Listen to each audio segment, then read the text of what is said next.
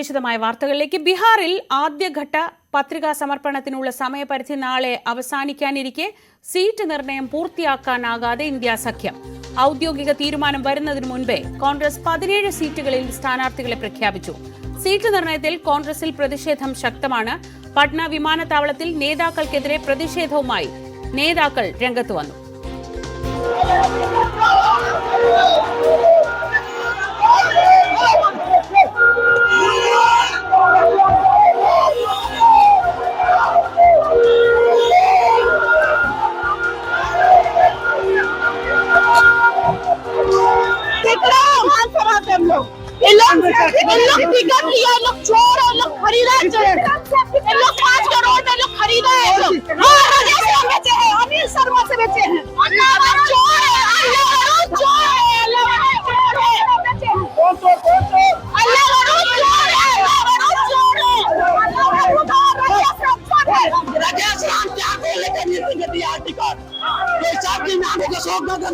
उसको नहीं टिकट दिया है।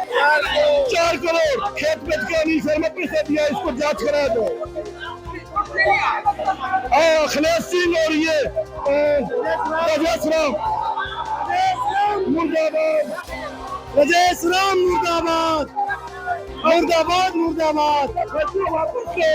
डॉक्टर अशोक गहलोत चाहिए विक्रम में, कोई दल बदली नहीं चाहिए, दल बदलने वाला विक्रम में नहीं चलेगा।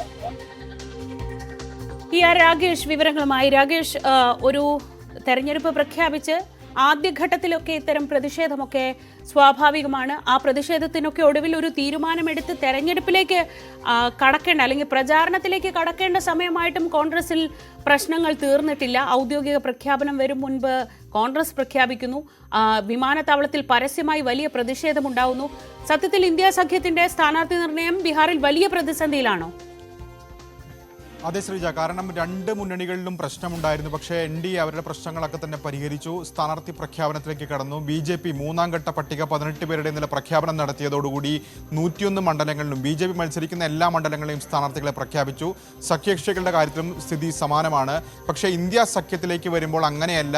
പ്രതിസന്ധി ഇപ്പോഴും തുടരുന്നു. കാരണം നാളെയാണ് പത്രികാ സമർപ്പണത്തിനുള്ള അവസാന തീയതി. 121 മണ്ഡലങ്ങളിൽ നവംബർ 6-ന് ആദ്യഘട്ടത്തിൽ വോട്ടെടുപ്പ് നടക്കുന്നു. അതിലേക്ക് പത്രിക നൽകേണ്ട അവസാന തീയതി നാളെയാണ്. പക്ഷേ ഇന്ന് ഈ നിമിഷം വരെ ഒരു പ്രഖ്യാപനത്തിലേക്ക് പോകാൻ ഇന്ത്യ സഖ്യത്തിലേക്ക് കഴിഞ്ഞിട്ടില്ല. എത്ര സീറ്റുകളിൽ ഏതൊക്കെ പാർട്ടികൾ മത്സരിക്കുമെന്ന കാര്യത്തിൽ ഇതുവരെ ധാരണയായിട്ടില്ല. കാരണം അതിൽ ഏറ്റവും വലിയ പ്രതിസന്ധി ഉണ്ടാക്കുന്നത് കോൺഗ്രസും RJDയും തമ്മിലുള്ള തർക്കമാണ്. കാരണം കഴിഞ്ഞ തവണ കോൺഗ്രസ് 70 സീറ്റിൽ മത്സരിച്ചു.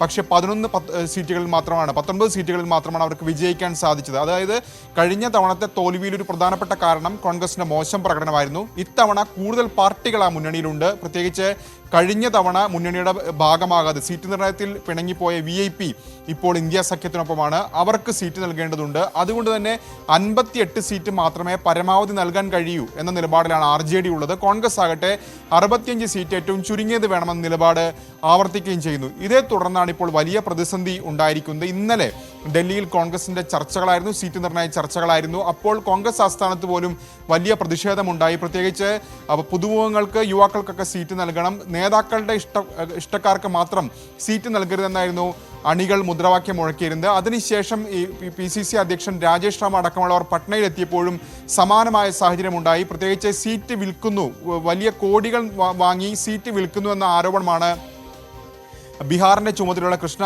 അല്ലാവരും ഒപ്പം തന്നെ PCC അധ്യക്ഷൻ രാജേഷ് റാം തുടങ്ങിയവർക്കെതിരെ പ്രവർത്തകർ മുഴക്കിയത്. ഈ സമയം തന്നെ പപ്പു യാദവിന്റെ അനുയായികളും വിമാനത്താവളത്തിലുണ്ടായിരുന്നു. അവരും ഈ പ്രതിഷേധക്കാരും തമ്മിൽ ഏറ്റുമുട്ടുന്ന സാഹചര്യം ഉണ്ടായി. ഷക്കീൽ അഹമ്മദ് ഖാന്റെ മുതിർന്ന കോൺഗ്രസ് നേതാവാണ് അദ്ദേഹം. അദ്ദേഹത്തിന്റെ വാഹനത്തിന് കേടുപാടി സംഭവിച്ചു. അത്തരം മോശം സാഹചര്യത്തിലൂടെയാണ് ഏതായാലും കടന്നു പോകുന്നത്. ഇതിനിടയിൽ തന്നെയാണ് 17 സീറ്റുകളുടെ സ്ഥാനാർത്ഥികളെ കോൺഗ്രസ് ഇപ്പോൾ പ്രഖ്യാപിച്ചിരിക്കുന്നത്. ധാരണയായിട്ടില്ല എങ്കിൽ പോലും കഴിഞ്ഞ തവണ കോൺഗ്രസ് വിജയിച്ച സീറ്റുകളുടെ പ്രഖ്യാപനം ഇപ്പോൾ പാർട്ടി നടത്തിയിരിക്കുകയാണ്. ഏതായാലും ഇന്ത്യ സഖ്യ നേതാക്കൾ ഇപ്പോൾ പറയുന്നത് ഇന്ന് തന്നെ വിഭജനം പൂർത്തിയാക്കി പ്രഖ്യാപനത്തിലേക്ക് കടക്കും എന്നാണ് ഇപ്പോൾ അറിയിച്ചിട്ടുള്ളത്. കാരണം നേരത്തെ തന്നെ CPM-ഉം CPM അടക്കമുള്ള ഇടതു പാർട്ടികൾ നിർദ്ദേശം നൽകിയിരുന്നു. അതായത് സിറ്റിംഗ് സീറ്റുകളിൽ നിലവിലുള്ള MLA-മാർ പത്രിക നൽകാൻ തയ്യാറായി നിൽക്കണം എന്ന നിർദ്ദേശം നേരത്തെ തന്നെ നൽകിയിരുന്നതാണ്. ഏതായാലും വലിയ പ്രതിസന്ധി ഇപ്പോഴും ബീഹാറിലെ ഇന്ത്യ സഖ്യത്തിൽ തുടരുകയാണ്. ശ്രീജ, രാഗേഷാണ് വിവരങ്ങൾ നൽകിയത്.